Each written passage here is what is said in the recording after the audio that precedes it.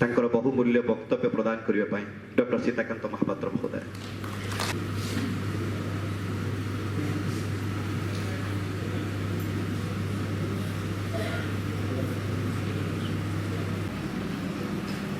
मो सामने साहित्य प्रेमी बंधुगण जगत सिंहपुर मु प्राय 2 वर्ष 3 वर्ष तले प्रथम थर पे आसती से थर खोला पड़िया गोटे व्यवस्था होता करने सभा कारण मो सांगे हरप्रसाद दास थे हरप्रसाद व्यतीत प्रतिभा राय तेणु आम 3 जन एकाठी गला बहुत किसी कहबार थिला किसी कहबार वर्तमान आज आपण सामने छिड़ा ये कहवा को चेष्टा करछि आज जे आम ओडिया संस्कृति कौन एवं ओडिया संस्कृति केमिति गढ़ा ओडिया संस्कृति मो मतरे संक्षेप कहले 2टी विभिन्न विभाग एकत्र गोटे हूँ प्राचीन काल बही रही जगन्नाथ संस्कृति आ गोटे हूँ आम समय एवं आम भितर रही 1/4 लोक आपण मैंने जानी आदिवासी ओडिशा को गोटे एथनोग्राफिक म्यूजियम कह जाए कारण 62 रकमर आदिवासी ये अच्छा 62 भितर 13टी संस्था गोष्ठी अच्छा जो मैंने समस्त को एकाठी कर देखा एकदा जगन्नाथ मंदिर छुआ था इतिहास कहूँ जिते महात्मा गांधी आसी ओडिशा को प्रथम थर सी से छुआ मंदिर सी जावाई जगन्नाथ मंदिर को मना कर केवल कस्तूरबा जाइए भी से अत्यंत व्यस्त है कहीं गलत एबे आमको लगे केमिति महात्मा गांधी और कस्तूरबा एमती जगन्नाथ संस्कृति जगन्नाथ को भेटापी गले से कहीं मन दुख कर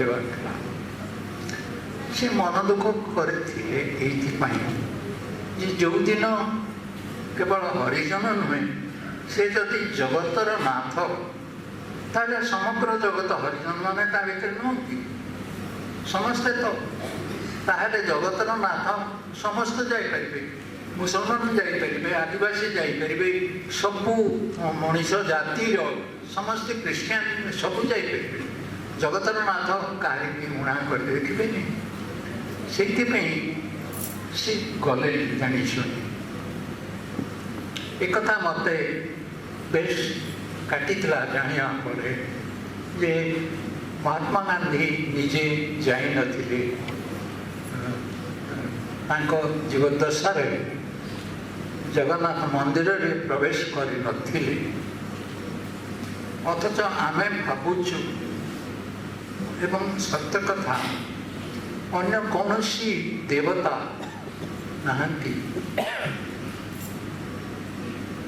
जगन्नाथ जो 3 मूर्ति अच्छा से शबर और संस्कृति आसी वृत्तत्वविद माने कहते शबर विश्ववसु आग पूजा कर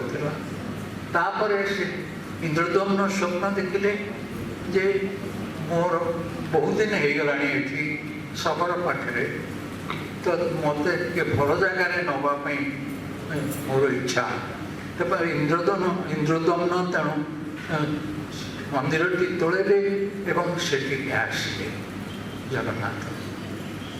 ଏହାର ପ୍ରତ୍ନତାତ୍ତ୍ୱିକ ଐତିହାସିକ ମୂଲ୍ୟ ଅତି ଗୁରୁତ୍ୱପୂର୍ଣ୍ଣ।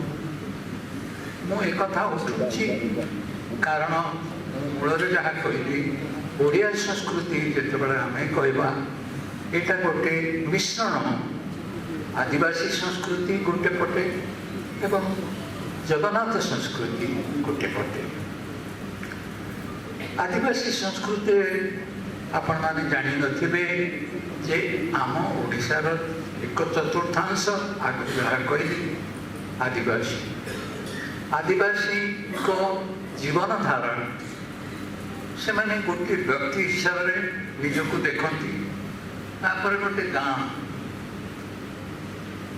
ଗାଁ, ତାପରେ ପ୍ରକୃତି ତାଙ୍କ ସାମ୍ନାରେ, ନଦୀ ନାଳ, ସେ ସବୁ ମଧ୍ୟ ତାଙ୍କ ପାଇଁ ଦେବତା। ଆମ ସଂସ୍କୃତିରେ ମଧ୍ୟ ପ୍ରକୃତିକୁ ଦେବତା ବୋଲି ମାନିଛନ୍ତି। ଗାଁ ଗହଳରେ ଏବେ ବି ଦେଖିବେ ସଂସ୍କୃତିରେ ଭିତରେ, ଆମ ଗ୍ରାମ୍ୟ ସଂସ୍କୃତି ଭିତରେ ପ୍ରକୃତି ପୂଜା ସବୁଠୁ ବଡ଼ କଥା।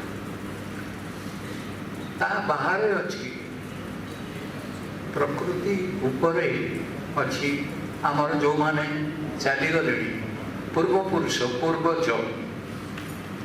ପୂର୍ବଜମାନଙ୍କୁ ମଧ୍ୟ ସ୍ମରଣ କରୁ। ଆମେ ଯେଉଁ ଯାହା କରୁଛୁ, ଆଦିବାସୀମାନେ ବି ଠିକ୍ ସେୟା କରନ୍ତି। ସେମାନେ, ମୁଁ ଆଦିବାସୀ ଅଞ୍ଚଳରେ ଯୋଡ଼ିଏ ଆଦିବାସୀ ଜିଲ୍ଲାରେ କାମ କରିବାର ସୁଯୋଗ ପାଇଲି। ଦୁଇଟା ଯାକ ଆଦିବାସୀ ଜିଲ୍ଲା, ସୁନ୍ଦରଗଡ଼, ମୟୂରଭଞ୍ଜ। ଏବଂ ଏକଦା ଆଦିବାସୀ ସମ୍ପ୍ରଦାୟ ସମ୍ପର୍କରେ ମୁଁ ବହୁତ କିଛି କାମ କରିଛି, ଏଠି କହିବାର ସେ ଅବକାଶ ନାହିଁ। ଆଦିବାସୀଙ୍କର ମୌଖିକ କବିତା, ଯେଉଁମାନେ ଗୀତ ଗାଆନ୍ତି, କାମ ଦାମ ସାରିକିରି ଖାଦାନରେ କି ରାଉରକେଲା ପ୍ଲାଣ୍ଟ ଯେତେବେଳେ ହେଉଥିଲା, ସେଠୁ ଫେରିଲା ବେଳେ ଯେଉଁ ଗୀତ ଗାଇ ଆସନ୍ତି, ସେ ଗୀତକୁ ପ୍ରଥମେ ସଂଗ୍ରହ କରି ମୁଁ ଦେଖିଲି ଯେ ସେମାନେ ଗୀତ ଅଜାଣତରେ ଗୀତ ଗାଉଛନ୍ତି ସେ ତାଙ୍କ ବାଗରେ, କିନ୍ତୁ ସେ ଗୋଟିଏ ଗୀତ ବି ଗୋଟିଏ କବିତା। ସେଇଥିପାଇଁ ଆଦିବାସୀ ଜୀବନର ସମ୍ପର୍କରେ ମୁଁ ଗଭୀର ଭାବରେ ଆସିଛି ଏବଂ ଅଧ୍ୟୟନ କରିଛି ସେମାନଙ୍କୁ, ଯେ ସେମାନେ ନିଜ ଅଜାଣତରେ କବିତା ଗାଉଛନ୍ତି ସାରା ଜୀବନ। ସେଇଥିପାଇଁ ତ ମୁଁ ଗୋଟେ କାମ କରିଛି ଆଦିବାସୀ ଅଞ୍ଚଳ ଉପରେ। ତାଙ୍କର ଯେଉଁ ସାମାଜିକ ପରିବର୍ତ୍ତନ, ତାଙ୍କର ଯେଉଁ ଅର୍ଥନୈତିକ ପରିବର୍ତ୍ତନ, ତାଙ୍କ ପାଇଁ ସରକାର ଯାହା କରୁଛନ୍ତି ବା ନ କରୁଛନ୍ତି, ତାଙ୍କ ପାଖରେ କିଛି ପହଞ୍ଚୁଛି, କିଛି ପହଞ୍ଚୁନି, ବାଟ ମାରଣା ହେଉଛି, ଇତ୍ୟାଦି ଇତ୍ୟାଦି ଆପଣମାନେ ଜାଣିଥିବେ ସବୁ। କିନ୍ତୁ ଏଇ ଆଦିବାସୀମାନଙ୍କୁ ତାଙ୍କର ସାହିତ୍ୟ, କବିତା, ୟାକୁ ମୋତେ ଏତେ ମନକୁ ଛୁଇଁଛି ଯେ ସେଇଥିପାଇଁ ଏଯାବତ୍ ମୁଁ ତାଙ୍କର ମୌଖିକ ଗୀତ, କବିତା 8ଟି ସଂଗ୍ରହ କରିଛି, 8ଟି ବହିରେ ବାହାରି ସାରିଛି। ଏବଂ ତା ଉପରେ ଆଧାରିତ ହିଁ ୟୁନେସ୍କୋ ଗୋଟିଏ ଛାପିଛି। ପ୍ରାୟ ଏକମାତ୍ର ବହି ଏ ସମୟ ଆଦିବାସୀ ପ୍ରିମିଟିଭ୍ ଟ୍ରାଇବ୍ସରେ ୟୁନେସ୍କୋ ପ୍ୟାରିସ୍ରୁ ଛାପିଛି। ସେ ବହିଟିର ନାଁ ହେଉଛି ଦେ ସିଙ୍ଗ୍ ଲାଇଫ୍। 3ଟି ଶବ୍ଦ, ସେମାନେ ଜୀବନକୁ ହିଁ ଗାଉଛନ୍ତି। ପିଲା ଜନ୍ମ ହେବାଠୁ ବୁଢ଼ାର ଅସ୍ଥି ବିସର୍ଜନ କରିବା ପର୍ଯ୍ୟନ୍ତ, ପିଲା ଜନ୍ମ ବେଳଠୁ ଯାହା ବେଶୀ ଆଉ କହିବିନି ସେଥିରେ, କାହିଁକିନା ସମୟ ଅଭାବ ହେବ। ତେଣୁ ଆଦିବାସୀ ସଂସ୍କୃତି ହେଉଛି ମୁଖ୍ୟତଃ ଏ ଗୋଟେ ସାମଗ୍ରିକ ଭାବରେ ଜୀବନକୁ ଦେଖିବା, କେବଳ ବ୍ୟକ୍ତି ସର୍ବସ୍ୱ ନୁହଁ, ଯେଉଁଟା ଆମ ସଭ୍ୟତାରେ ଧୀରେ ଧୀରେ ରେନେସାନ୍ସ ଆସିଲା, ହେଇଯାଇଥିଲା। କିନ୍ତୁ ଆଦିବାସୀ ସଂସ୍କୃତି, ଜଗନ୍ନାଥ ସଂସ୍କୃତି ଉଭୟ ସେଇ ଦିଗରୁ ଦେଖନ୍ତି ଯେ ମଣିଷ ହିଁ ମଣିଷ, ତାଙ୍କ ଭିତରେ ଏତେ ଭେଦଭାବ ରହିବା ଅନୁଚିତ। ଆଉ ସେମାନେ ଗୋଟିଏ ସ୍ତରରେ ପ୍ରଥମେ ବ୍ୟକ୍ତି, ତାପରେ ସମାଜ, ତାପରେ ପୂର୍ବଜ, ତାପରେ ଗୋଟେ ସ୍ୱର୍ଗରେ ଥିବେ କି ମେଘ ପଛରେ କୌଣସି ଦେବତା ଅଛନ୍ତି। ସେମାନେ ଦେବତାଙ୍କ ଆଦିବାସୀମାନେ ଠିକ୍ ଦେବତା କୁହନ୍ତିନି, କିନ୍ତୁ ସେମାନଙ୍କର ନାଁ ଭିନ୍ନ ଭିନ୍ନ ଭାଷାରେ ଅଛି। ମୁଁ ସାନ୍ତାଳୀ ଭାଷାରେ ଏକଥା ପଢ଼ୁଥିଲି। ସେମାନେ ଏଇଠି 5 ସ୍ତରରେ ଭାବନ୍ତି: ବ୍ୟକ୍ତି, ସମଷ୍ଟି, ପ୍ରକୃତି, ପୂର୍ବଜ ଏବଂ ଦେବଦେବୀ। ଏଇ 5 ସ୍ତରରେ ଦେଖନ୍ତି ସେମାନେ। ଆମ ଓଡ଼ିଆ ସଂସ୍କୃତି, ଅଣ ଆଦିବାସୀ ସଂସ୍କୃତି ବି ଏଇଆ। ଆମ ଗାଁ ଗହଳରେ ଏଯାବତ୍ ବି ଆମେ ପିଲାଟି ଜନ୍ମ ହେଲେ ସଂସ୍କାର ହୁଏ। ପିଲାଟି ପାଠ ପଢ଼ିଲା ବେଳେ ବ୍ରହ୍ମା, ବିଷ୍ଣୁ, ମହେଶ୍ୱର ପ୍ରଥମେ ତାଙ୍କୁ ଶିଖେଇ ଦିଆଯାଏ ଯେ 3 ଦେବତା ଆଗ ବଡ଼, ତାପରେ ବର୍ଣ୍ଣବୋଧ ପଡ଼ିବ। ବର୍ଣ୍ଣବୋଧ ମଧୁସୂଦନ ରାଓ ଲେଖିଥିଲେ। ମଧୁସୂଦନ ରାଓଙ୍କ ଭଳିଆ ବଡ଼ କବି ଯିଏ ଲେଖିଥିଲେ, ଆକାଶ ଦିଶେ କି ସୁନ୍ଦର, ତାହାକୁ ଗଢ଼ିଲେ ଈଶ୍ୱର। ସେମିତିଆ ମଧୁସୂଦନ ରାଓଙ୍କ ବର୍ଣ୍ଣବୋଧ ପଢ଼ିକରି ଆମେ ଆଗକୁ ଯାଇଛୁ। ପିଲାଦିନ କଥା ମୋର ମନେ ପଡ଼େ। ମୋର ଗୋଟେ ପରିବେଶ ଥିଲା। ସେ ପରିବେଶକୁ ନେଇକରି ଚିତ୍ରକଳା ନଈ କୂଳରେ ଆମ ଗାଁଟି, ସେ ଚିତ୍ରକଳା କେତେ ଥର କେଉଁ ବାଗରେ ମୋ କବିତାରେ ପ୍ରବେଶ କରିଛି ସେ କଥା ମୁଁ କହିବିନି। ସେ ବିଷୟରେ ବହୁତ ତତ୍ତ୍ୱଜ୍ଞ କହିସାରିଛନ୍ତି। ମୋର ସାହିତ୍ୟ ସୃଷ୍ଟି ହେଉଛି ଏଯାବତ୍ 25 ଖଣ୍ଡ ଏକକ କବିତା ଦ୍ୱିତୀୟ 2ରେ ଆରମ୍ଭ ହୋଇଥିଲା 63 ମସିହାରେ। ଏଯାବତ୍ ଶେଷ କବିତା ପର୍ଯ୍ୟନ୍ତ ତାର ନାଁ ହେଉଛି ବେଶୀ କିଛି କହିବାର ନାହିଁ, 4ଟି ଶବ୍ଦ। ସେ ପର୍ଯ୍ୟନ୍ତ 25ଟି କବିତା ବହି ଛାଡ଼ିଛି, ପ୍ରକାଶିତ ହେଇଛି। ତା ବାହାରେ ପ୍ରବନ୍ଧ ଲେଖିଛି।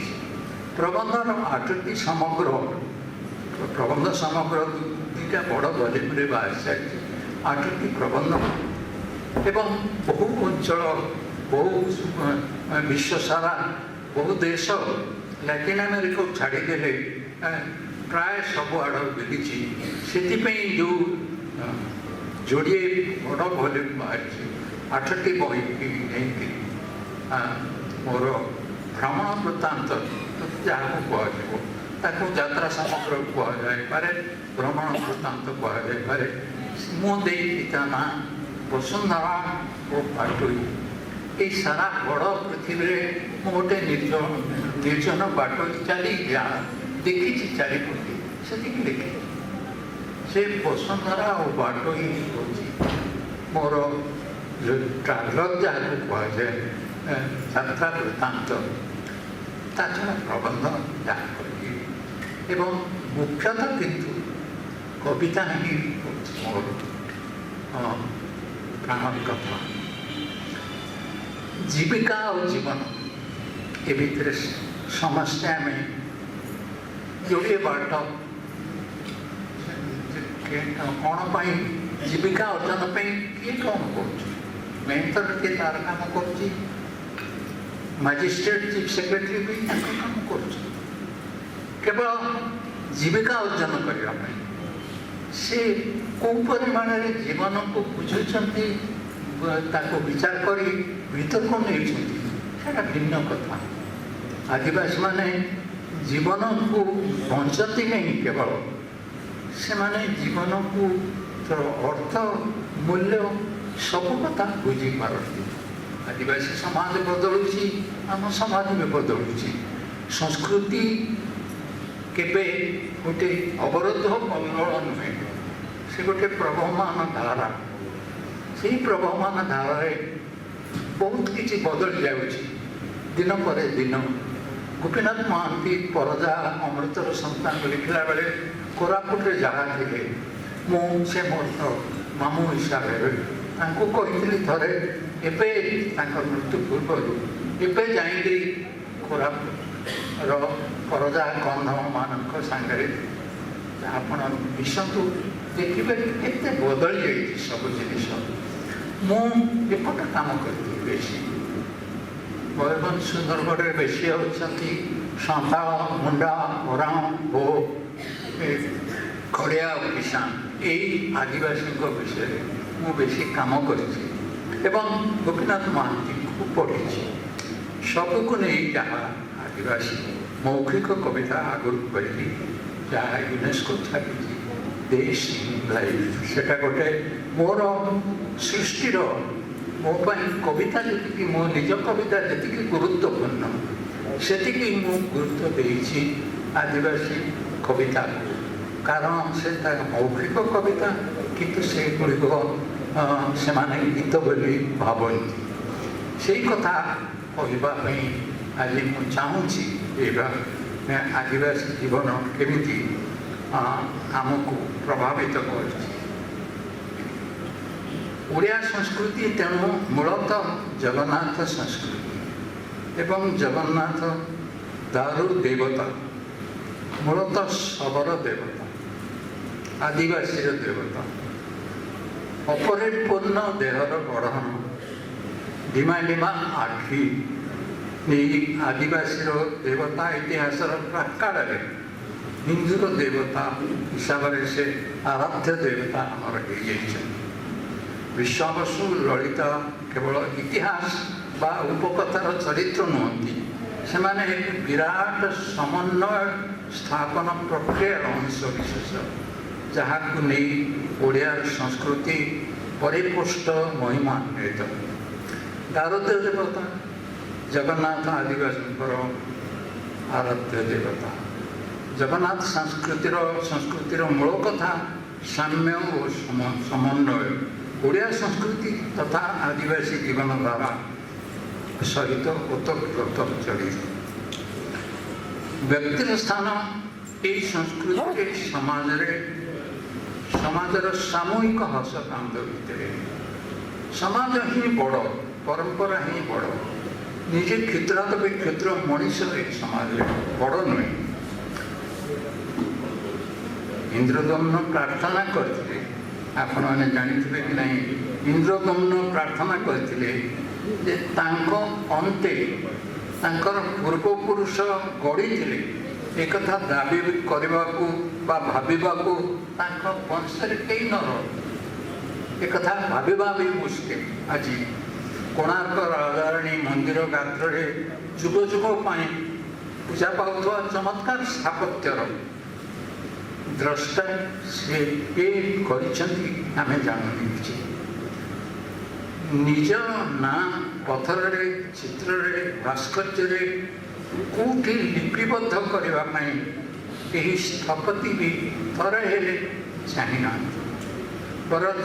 ବରଂ ଚିରକାଳ ସେମାନେ ଅନ୍ଧାରରେ ଅଜଣା ରହିଯିବାକୁ ସେମାନେ ଭାବିଛନ୍ତି। ଆଲୋକ ଆସିଛି କ'ଣ? ତାଙ୍କର ସାମୂହିକ ସୃଷ୍ଟି କରିଥିବା ବିରାଟ ମନ୍ଦିର, ଅଦ୍ଭୁତ ଐଶ୍ୱର୍ଯ୍ୟ ମଣ୍ଡିତ ଭାସ୍କର୍ଯ୍ୟ ଓ ଶହ ଶହ ମୂର୍ତ୍ତି, ଯାହାକୁ ଦେଖିଲେ ଲାଗିବ ଏମାନେ କ'ଣ କାଲି ଖୋଳା ହୋଇଛନ୍ତି ପଥରରୁ। ଏମାନେ କ'ଣ ଆଉ ମୁହୂର୍ତ୍ତକେ ହସିବେ, ଆମକୁ ଛୁଇଁ ଦେବେ, କାନ୍ଦିବେ, ନାଚିବେ, ତାଙ୍କ ବାଦ୍ୟଗାନ କରିବେ। ଆଦିବାସୀ ଜୀବନଧାରା ସେମିତି।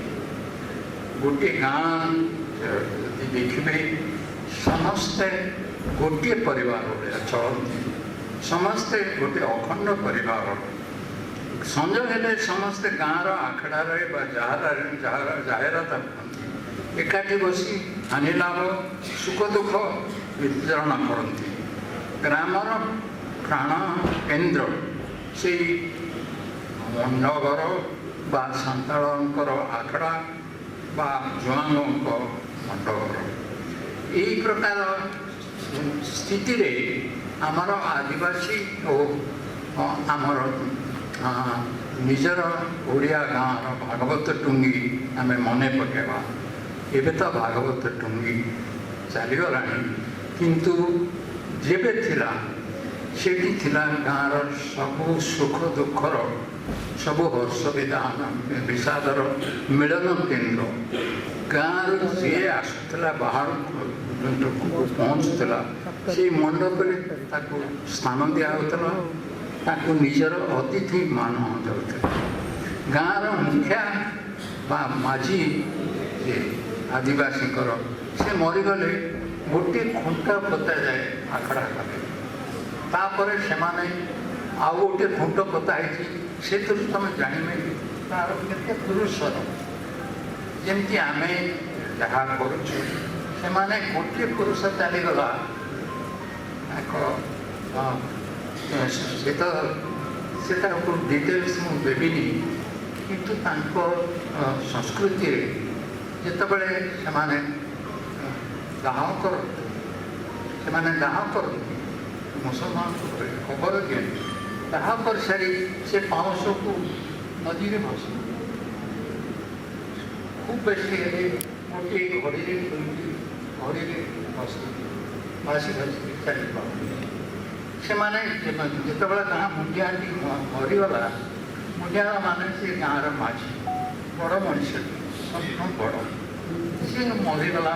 ଆପଣ ଗୋଟେ ଖୁଣ୍ଟି, ସେ ଗାଁରେ ଗଲେ ତମେ ଯଦି 5ଟି ଖୁଣ୍ଟି ଦେଖିବ, ତାମାନେ 5 ପୁରୁଷ ହେଲା, ସେମାନେ ସେଇ ଗାଁରେ ରହିବେ।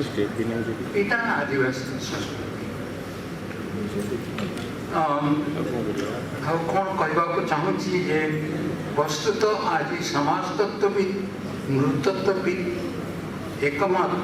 ଏକମତ ଯେ ଓଡ଼ିଶାର ସଂସ୍କୃତିରେ କ୍ଲାସିକାଲ ସଂସ୍କୃତି, ଲୋକ ସଂସ୍କୃତି ଓ ଆଦିବାସୀର ସଂସ୍କୃତି ଯେଉଁ ଆତ୍ମିକ ସମନ୍ୱୟ ହୋଇଛି, ତାହା ସାରା ଭାରତରେ ବିରଳ।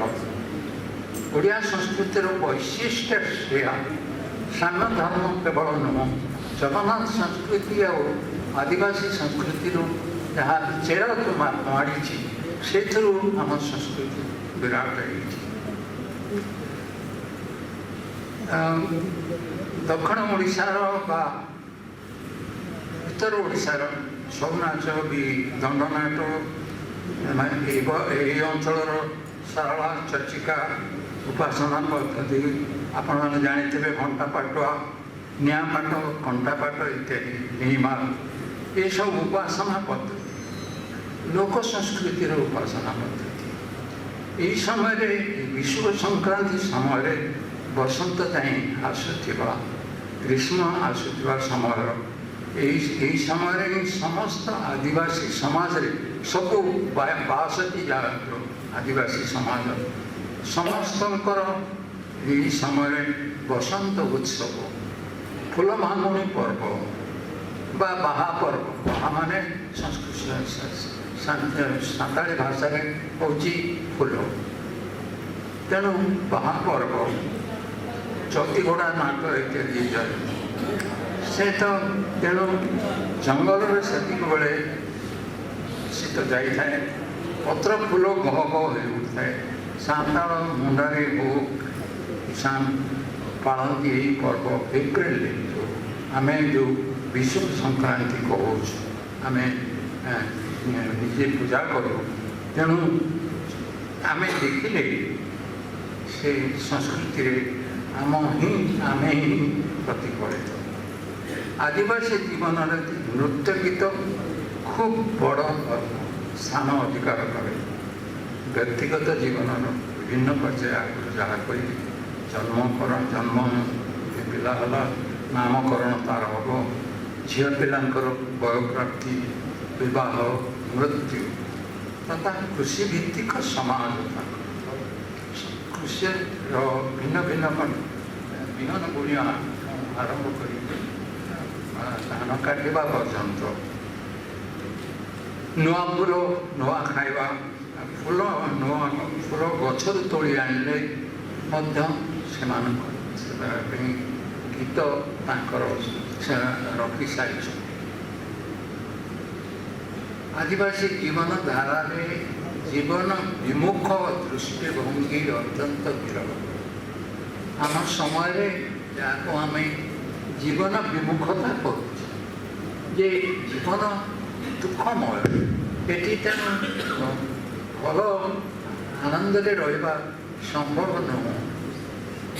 ସେମାନେ ଆଦିବାସୀ ସବୁ କଥାରେ ହିଁ ଆମ ପ୍ରାଚୀନ ସଂସ୍କୃତି ଯାହା ଯେ ଏ ସାମାଜିକ ଜୀବନ ସହନଶୀଳତା ଜୀବନ ପ୍ରତି ଅନୁରକ୍ତି ଏ ସାମୂହିକ ଭାବେ ଜୀବନଯାପନର ବାସନା ଜୀବନ ଦେବତାଙ୍କର ଆରାଧନା ଏସବୁ ଓଡ଼ିଆ ସଂସ୍କୃତି ତଥା ଆଦିବାସୀଙ୍କର ଧାରା ଦୁଇଟି ଉପରେ ଆଧାରିତ।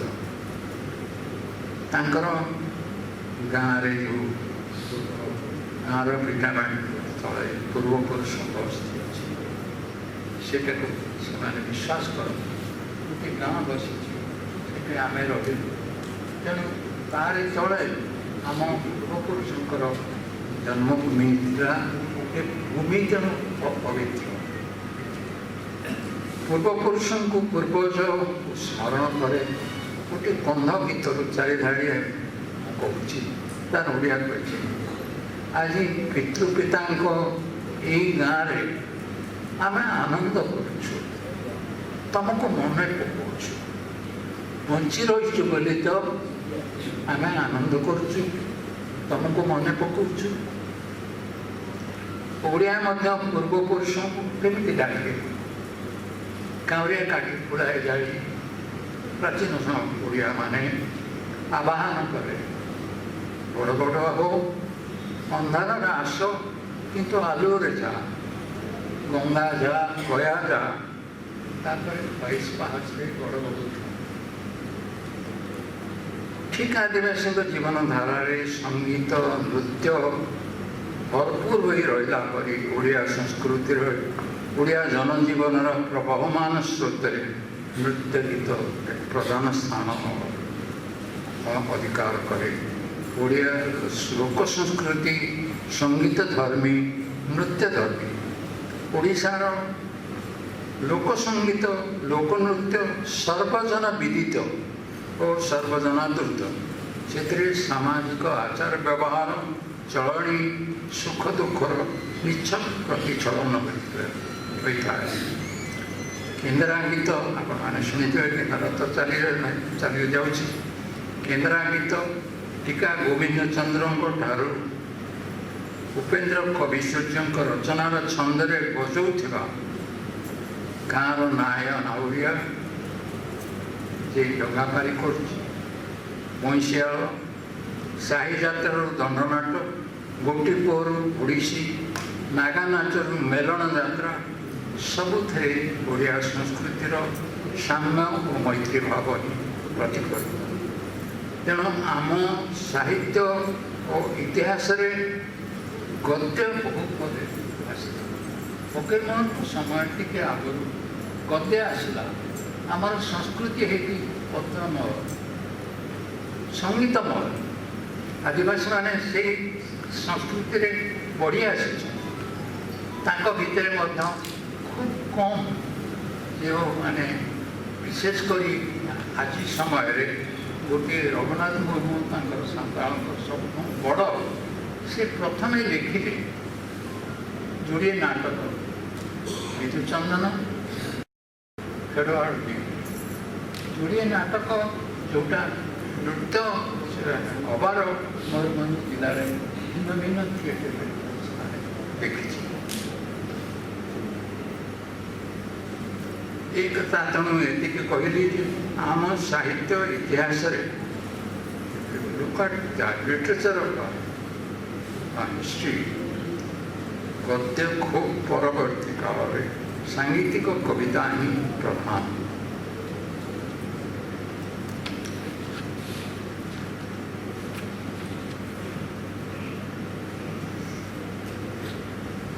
ଅନ୍ୟପକ୍ଷରେ ଓଡ଼ିଆ ସଂସ୍କୃତିରେ କାନ୍ଥ ଚିତ୍ର ବା ଭିତ୍ତି ଚିତ୍ର ଆପଣମାନେ ମନେ ପକାନ୍ତୁ।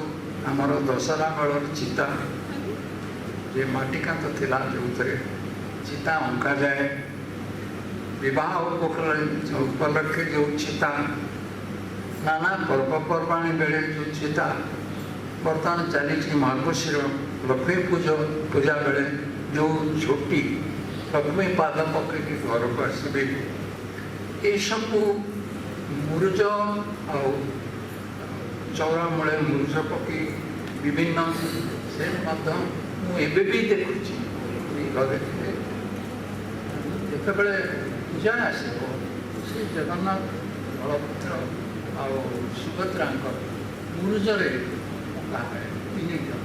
तीन मूर्ति चौरा सामने यहाँ कौटू आसी ये संस्कृति आम आनीचु आदिवासी से भी करते पर्वपर्वाणी कांथर चित्र आंकती सबू आदिवासी कथा मुझे बेसी कहवाक चाहूनी डंगरिया कंध और बंडा मैंने आप तो जानी नथिबे से अंचल को जाए जाने जो छोट चादर अंटा पिंधा छोट छोट केरम गुणती तार रंग वैभव प्रकृति आकर्षण सबुथ जीवन प्रति ममता और गभीर सौंदर्य बोध ओडिया संस्कृतिर स्तर स्तर तथा आदिवासी जीवन धारा प्रतिफलित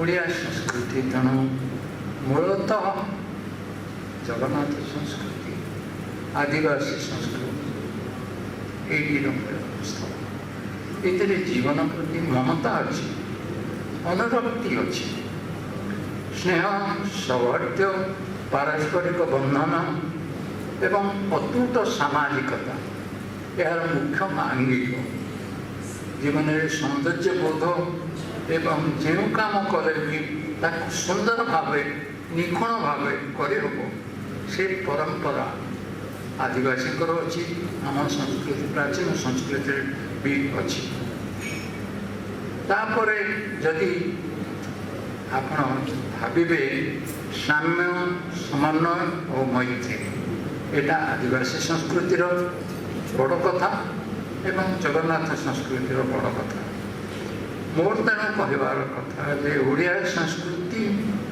आदिवासी संस्कृति द्वारा संपूर्ण भावे परिपुष्ट एवं आदिवासी जीवन धारार वैशिष्ट्य और ओडिया सांस्कृतिक वैशिष्ट्य वस्तुत एक और अभिन्न अपर पक्षरे ओडिशा तार प्राचीन ऐतिह्य और परंपरा शक्ति जमी अर्थनैतिक प्रगति सामान्य पक्षे पड़े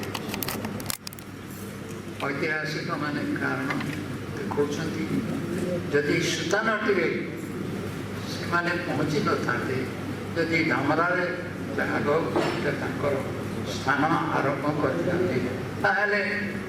जी बंगला जी पश्चिम बंग जी आग को चलीगला से आम जा ओडिया पचर पड़ना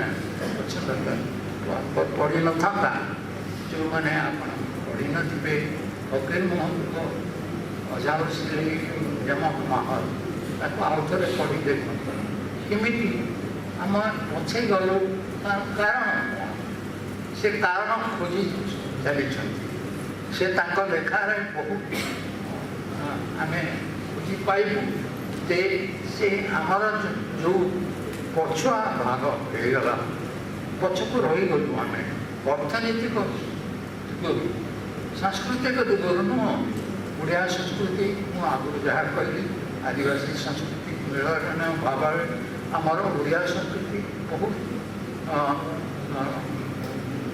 आमर धनाढ़ बोली कह गुरुत्वपूर्ण बोली कह अपर पक्षरे ओडिशा तार प्राचीन और ऐतिह्य और परंपरा शक्ति अर्थनैतिक प्रगति सामान्य पछरे पड़ जाए इंग्रेज माने ये अंचल को कलिकता बेंगल प्रेसिडेंसी को आसबार 50-60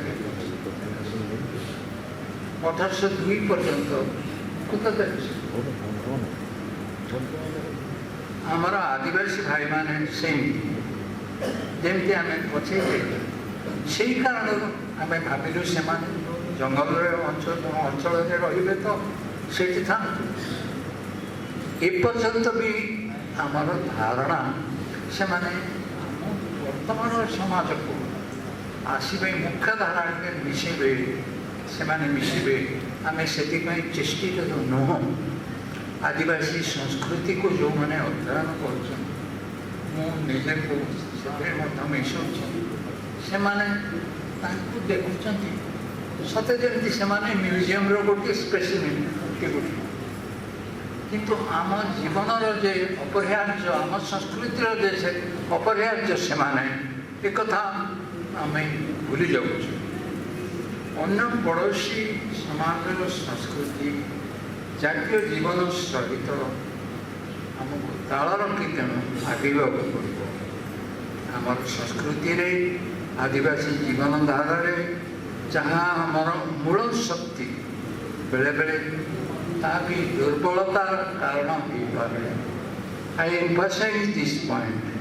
ଆମର ଯେଉଁ ଆମ ନିଜର ପ୍ରାଚୀନ ସଂସ୍କୃତି ଆଉ ଆଦିବାସୀ ଜୀବନଧାରାର ମୂଳ କଥା, ସେ ମିଶିକି ଅର୍ଥନୈତିକ ଦୁର୍ବଳତାର କାରଣ ବି ହେଇପାରେ, ମୋ ମତରେ ହେଇଛି। ସେଇ ପାଇଁ ଆମେ ପଛେଇଲେ ସ୍ଥାନଟିରେ ନହେଇକି କହିଲି, ଯଦି ବାଲେଶ୍ୱରରେ ସେମାନେ ଓହ୍ଲେଇଥାନ୍ତେ ପ୍ରଥମେ, ସେମାନେ ସେବା ଆମେ ଆଗେଇ ପାରିଥାନ୍ତେ। ମୂଳପିଣ୍ଡ ଦୁର୍ବଳତାର କାରଣର ଅନ୍ୟ ହେଉଛି ଅତ୍ୟଧିକ ସହନଶୀଳତା, ଅତ୍ୟଧିକ ଦାର୍ଶନିକ ଦୃଷ୍ଟିଭଙ୍ଗୀ, ଅତ୍ୟଧିକ ପରମ୍ପରା ପ୍ରବଣତା। ଏ ତିନୋଟି ଜିନିଷ ମୁଁ କହିଲି। ଖୁବ୍ ଶୀଘ୍ର ଆମେ ସହିଯାଉ ସବୁ କଥା। ଓଡ଼ିଆମାନେ ବିପ୍ଳବ କରିବାର ଏଠି ପରମ୍ପରା ନାହିଁ।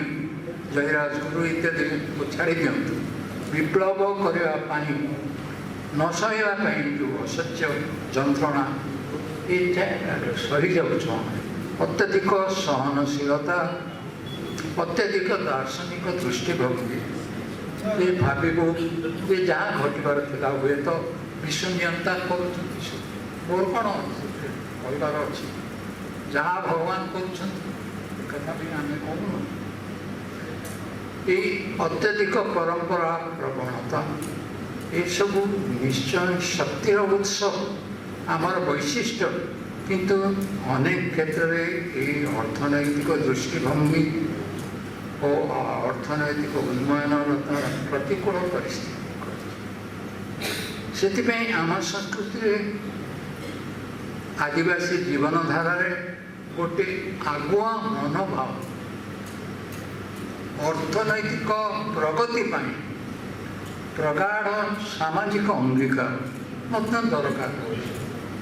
କେବଳ ସଂସ୍କୃତି ବୋଲି ପଛକୁ ଚାହିଁବା ନାହିଁ, ଆଗକୁ ଅନେଇବା, ଯାହାଫଳରେ ସାମାଜିକ ଅଙ୍ଗୀକାରରେ ଆମେ ଦାରିଦ୍ର୍ୟ ଓ ଅନାଟନ ଦୂର କରିପାରିବା। କିନ୍ତୁ ସଂସ୍କୃତି ପକ୍ଷରେ ସେଇଟା, ସଂସ୍କୃତିର ବିକାଶରେ ସେଇଟା ଅନ୍ତରାୟ ହେବନି।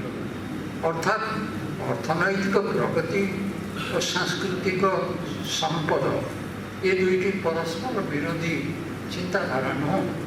ଦୁଇଟି ଯାକକୁ ମିଶାଇବାର ସମୟ ଆସିଛି। ଆମେ ଅର୍ଥନୀତି ଦୃଷ୍ଟିରୁ ଆଗେଇ ଯିବା, କିନ୍ତୁ ଆମ ସଂସ୍କୃତିକୁ ମଧ୍ୟ ପରମ୍ପରାକୁ ବଜାୟ ରଖି, ତା ନହେଲେ ଆମେ ହୁଏତ ଖୁବ୍ ବଡ଼ ଉପରକୁ ଉଠିଯିବୁ, ତେଣୁ ପଛରେ ପଡ଼ିଯିବୁ। ସେ କଥା ଗୋଟିଏ ଗଳ୍ପରେ ଜଣେ ଲେଖିଛନ୍ତି, ବ୍ରିଟିଶ ଲୋକ ପଢ଼ିଛି।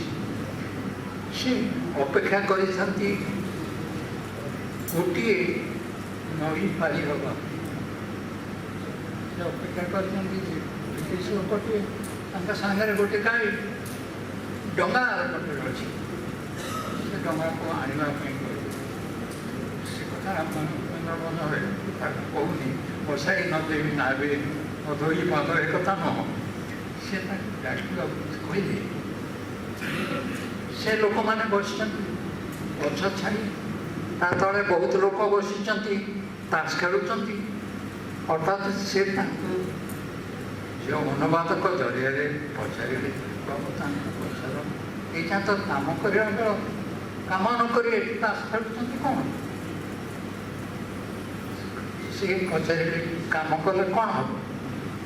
ତ କାମ କଲେ ବେଶୀ ଅଧିକ ଉପାର୍ଜନ କରିବ।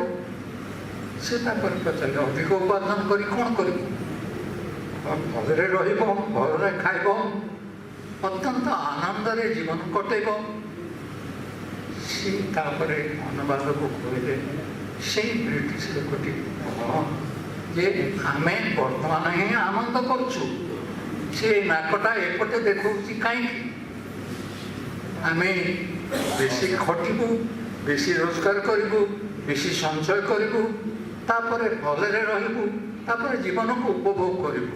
କିନ୍ତୁ ଗଛ ଛାଇରେ ବସିକିରି ଆମେ ତାସ ଖେଳୁଛୁ, ସେଥିରେ ତ ବଡ଼ ଆନନ୍ଦ ଆମକୁ ମିଳୁଛି। ତେଣୁ ଆନନ୍ଦର ଯେଉଁ ସଂଗୀତା, ସେ ସଂଗୀତାକୁ ପୁନରାବୃତ୍ତି ଦରକାର। ଅର୍ଥନୈତିକ ପ୍ରଗତି ଏକମାତ୍ର ଜିନିଷ ନୁହେଁ। ଆଗାମୀ ଦିନରେ ଆମକୁ ବିଚାର କରିବାକୁ ପଡ଼ିବ। ଏଇ ଯେଉଁ ଜଗନ୍ନାଥ ସଂସ୍କୃତିର ସାମ୍ୟ, ମୈତ୍ରୀ ଏବଂ ଆଦିବାସୀ ଜୀବନର ଯେଉଁ ଗୋଟିଏ ଦୁଇଟି କଥା କହିଲି, ସେ ଭିତରେ ସାମ୍ୟ, ଆଗକୁ ଯିବାର ବାଟ ଖୋଲା ରହିଛି। କେବଳ ଆମେ ଭିତରେ ଭିତରେ ବୁଲୁଛୁ। ଆପଣମାନେ ଭିନସେଣ୍ଟ ଭ୍ୟାନ୍ ଗୋଗର ନାଁ ଶୁଣିନଥିବେ। ବିଶ୍ୱ ଇତିହାସରେ ସବୁଠୁ ବଡ଼ ପେଣ୍ଟର ଜଣେ। ତାଙ୍କର ଗୋଟିଏ ପେଣ୍ଟିଂ ଅଛି, ସେଥିରେ କିଛି ଲୋକ ବନ୍ଦିଶାଳାରେ ତାଙ୍କୁ ବନ୍ଦ କରିଦେଇଥିଲେ। ଗୋଟେ କିନ୍ତୁ ଫାଟକ ଅଛି ଗୋଟିଏ, ସେମାନେ ଚାହିଁଲେ ବାହାରକୁ ଆସିପାରିବେ। ସେମାନେ ଭିତରେ ଭିତରେ ବୁଲୁଛନ୍ତି। ତାଙ୍କୁ କୁହାହେଇଛି ବୁଲିବୁ ସେଇପଟେ, ଆଉ ଗୋଟେ କୋଉ ବାଟେ ଜୀବନ ନାହିଁ, ସେଇ ବାଟେ ତାଙ୍କୁ କରିଛନ୍ତି। ସେ ଆଦିବାସୀ ଜୀବନ ସମ୍ପର୍କରେ ସେ କହିଛନ୍ତି ଯେ ସେମାନେ ଜାଣିଥାନ୍ତେ ଯଦି ଗୋଟିଏ କବାଟ ଖୋଲା ଅଛି, କବାଟ ଖୋଲିଦେଲେ ସେ ବାହାରେ ଲହଡ଼ି, ଜହ୍ନ ରାତି ଲହଡ଼ି ମାଳୁଛି, ସେମାନେ ଆନନ୍ଦରେ ବୁଲି ପାରନ୍ତି। କିନ୍ତୁ ତା ଭିତରେ ବୁଲୁଛନ୍ତି। ସେମିତି ଆମର ଅର୍ଥନୈତିକ ଜୀବନ ନ ହଉ ଯେ ଆମେ କେବଳ ରୋଜଗାର କରିବା ପାଇଁ, ନିଜେ ଭଲ ଚଳିବା ପାଇଁ ଜହ୍ନରାତି ଲହଡ଼ି ମାରୁଥିବା ସମୟକୁ ଓ ଆନନ୍ଦକୁ ଭୁଲି ନ ଯାଉ। ଏତିକି କହି ମୁଁ ମୋର ବକ୍ତୃତା, ତଥାକଥିତ ବକ୍ତୃତା ସାଙ୍ଗ କରୁଛି। ବେଶୀ କଥା କହିବାର ନାହିଁ। ଯଥେଷ୍ଟ ଆପଣମାନେ ଶୁଣିଲେ, ମୋର ବହୁତ କଥା କହିବାର ଅଛି, କିନ୍ତୁ ମୁଁ ସଂକ୍ଷେପରେ ଯାହା କହିବାକୁ ଚାହୁଁଥିଲି ପ୍ରାୟ ସବୁ କହିପାରିବି। ଧନ୍ୟବାଦ। ଆପଣ ଧୈର୍ଯ୍ୟ ଧରି ଶୁଣିଲେ ମୋତେ। ଚୁନା ଚୁନା ଜହ୍ନ ରାତି, ମୋତେ ଦେଖିବାକୁ ମନା, ମୋତେ ଛୁଇଁବାକୁ ମନା, ମୋତେ ଶୁଣେଇବାକୁ ମନା। ସେ ଜୀବନର କବିତା, ସେ ଜୀବନର ସଙ୍ଗୀତ। ମୁଁ କିନ୍ତୁ ସେଇଠି ଥବି ସେ ଶାଳବଣର ଫର୍ଚ୍ଚା ଆକାଶ କୋଳରେ ଗେହ୍ଲି ହେବାକୁ ଆଜି ମୋ ମନ ଜଡ଼ସଡ଼। କୁଆଁ କୁଆଁ ରାବ ଦେଇ ଆଦିବାସୀ ଛୁଆଟା ଯେଦିନ ଦେଖିଲା ସେ ସକାଳର କଇଁଫୁଲ ଖରା, ସେଠି ଖରା ତ ନଥିଲା, ଖାଲି ଜୀବନର ମହମହ ବାସ୍ନା ଥିଲା। ଆଉ ସେ ବାସ୍ନା ସନ୍ଧିରୁ ସ୍ମୃତି ସବୁ ସାଉଁଟିଲା ବେଳେ କବି ସେଦିନ ମନ ଭରି କହୁଥିଲେ, ନକଲ ହେବାକୁ ଅକଲ ଚାହୁଁନି, ବନ୍ଧୁ ହେଇତି ଗଳି, ବଡ଼ ଭାବି ମୋତେ ଦୂରେଇ ଦିଅ କେଉଁ ସାତ ପର ଭଳି। ସେଦିନ କବିଙ୍କ କଣ୍ଠରୁ ନିନାଦିତ ହେଇଥିଲା, ନିଜ ପାଦେ ନିଜେ ଚାଲୁଛି ଚାଲିବି, ନିଜ ପାଦେ ନିଜେ ଚାଲୁଛି ଚାଲିବି, ନିଜେ ନିଜ ପରିଚୟ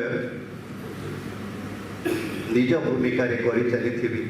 ରଙ୍ଗମଞ୍ଚେ ଅଭିନୟ ମୋ ରଙ୍ଗମଞ୍ଚେ ଅଭିନୟ ଏହି ସେହି କବି ଏ ମାଟିର ଅନ୍ୟତମ ସାରସ୍ୱତ ସାଧକ ମା ବାଗ୍ଦେବୀଙ୍କ ଆଶୀର୍ବାଦରେ ପାହାଚ ପରେ ପାହାଚ ଚଢ଼ିଛନ୍ତି, ନିଜ ପାଇଁ ଅପୂର୍ବ ସମ୍ଭାବନା ସୃଷ୍ଟି କରିଛନ୍ତି, ପରିଚୟ ସୃଷ୍ଟି କରିଛନ୍ତି ନିଜେ ନିଜର। ଖାଲି ଏଠି ନୁହଁ ସେଠି ନୁହଁ, ଏଠି ସେଠି ସବୁଠି ସବୁଠି ସେଇ ସେ କବି ନିଜ ଭାଷାରେ ନିଜ ଜୀବନର ଗାଥା କହିଲା ବେଳେ ସେ ଭୁଲି ନାହାନ୍ତି ଓଡ଼ିଶା ସଂସ୍କୃତିର କଥା, ଓଡ଼ିଶାର ଆରାଧ୍ୟ ଦେବ ଜଗତର ନାଥ ଜଗନ୍ନାଥଙ୍କର କଥା, ତାଙ୍କ ସଂସ୍କୃତିର କଥା। ଓଡ଼ିଆ ଜୀବନ ଗାଥାରେ ଜଗନ୍ନାଥ ସଂସ୍କୃତିକୁ ଯୋଡ଼ିଲା ବେଳେ ସେ ସାବରୀ ପ୍ରକୃତିକୁ ଭୁଲି ନାହାନ୍ତି, ସବରୀ ସଂସ୍କୃତିକୁ ଭୁଲି ନାହାନ୍ତି। ସେ କନ୍ଧର କଥା କହିଛନ୍ତି, କୋଲହର କଥା କହିଛନ୍ତି, ଜୁଆଙ୍ଗର କଥା କହିଛନ୍ତି, ସାନ୍ତାଳର କଥା କହିଛନ୍ତି। ଆଦିବାସୀ ମଣିଷ ଭିତରେ ଯେ ମଣିଷ ପଣିଆ ଅଛି, ନୀତି ନୀତି ଜୀବନକୁ ଜିଉଁଥିବା ଲୋକ ଏବେ ବି ଖୋଜୁଛି ଜୀବନ ଜିଇବାର କଳା, ତାକୁ ବଞ୍ଚିବାକୁ ହେବ। ଏବେ ନୁହଁ, ଖାଲି ଏବେ ନୁହଁ, ଆଗାମୀକାଲିରେ ମଧ୍ୟ। ତେବେ ବର୍ଷିଆ ସାହିତ୍ୟ ସାଧକଙ୍କୁ ଏ ବାଣୀକ୍ଷେତ୍ର ଜଗତସିଂହପୁରରେ ଆପଣମାନଙ୍କ ତରଫରୁ ଜୋରଦାର କରତାଳି ନିଶ୍ଚିତ ଆଶା କରିବି। ତାଙ୍କର ଏ ବକ୍ତବ୍ୟ ଶୁଣିଲା ପରେ ଯେ ମଣିଷ ପଣିଆର କଥା, ଦରଦୀ ହୃଦୟର କଥା ହିଁ କହନ୍ତି, ଆଦିବାସୀ ଅଛୁଆ ନୁହଁ, ଆଦିବାସୀ ପଛୁଆ ନୁହଁ, ତାକୁ ମୁଖ୍ୟ ସ୍ରୋତରେ ସାମିଲ କରିବାର ଅଛି, ତାକୁ ଆଗକୁ ବଢ଼ିବାକୁ ଅଛି। କାହିଁକି ନା ମଣିଷ ଜନ୍ମ ଦେଇଛ ଯେବେଳେ ମଣିଷ ହିଁ ମଣିଷର କଥା କହୁ, ଯେବେ ମଣିଷ ହିଁ କହୁ ମଣିଷର କଥା। ମଣିଷ ପଣିଆ ହଉ, ମଣିଷ ବଞ୍ଚିବ, ମଣିଷ ମଣିଷ ମଣିଷର ନାଁ ହଉ। ମଣିକ୍ଷଣ ଉପସ୍ଥିତ ହେବା ପୂର୍ବରୁ ମାନ୍ୟବର କବି ମହୋଦୟ ନିଜେ ଚାହୁଁଛନ୍ତି ନିଜର ଜନ୍ମଦିନ ଓ ଅନ୍ୟାନ୍ୟ କବିତା ସାର୍କୁ ଅର୍ପଣ କରିବା ପାଇଁ।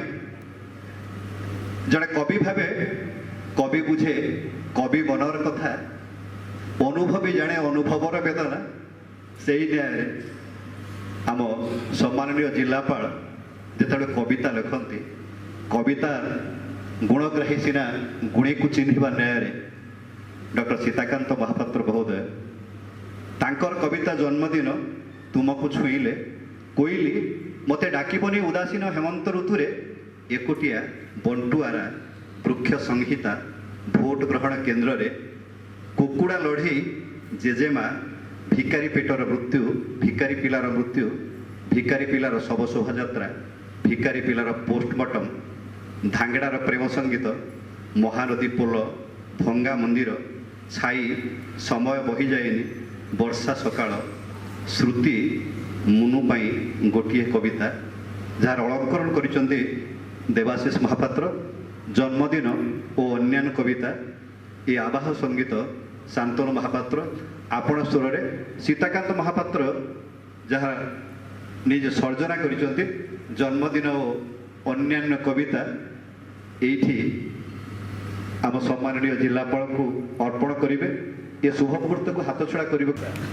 ସିଡି ହେଇଛି, ଏଇଟା ଗୋଟେ ମୋର ପ୍ରିୟ ସିଡି। ଏଥିରେ 21ଟି କବିତା ଅଛି ଏବଂ ତାର ଅଳଙ୍କରଣ କରିଛନ୍ତି ଦେବାଶିଷ ଏବଂ ଆବହ ସଙ୍ଗୀତ ଦେଇଛନ୍ତି ଶାନ୍ତନୁ ମହାପାତ୍ର, ଜଣେ ମ୍ୟୁଜିକୋଲୋଜିଷ୍ଟ। ଏବଂ ମୋର ଗୋଟେ ପ୍ରିୟ ସିଡି 19ଟି କବିତା ବିଶିଷ୍ଟ ଜନ୍ମଦିନ ଓ ଅନ୍ୟାନ୍ୟ କବିତା ଏଇଠି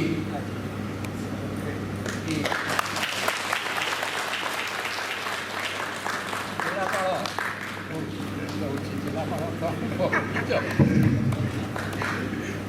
ଧନ୍ୟବାଦ ସାର୍।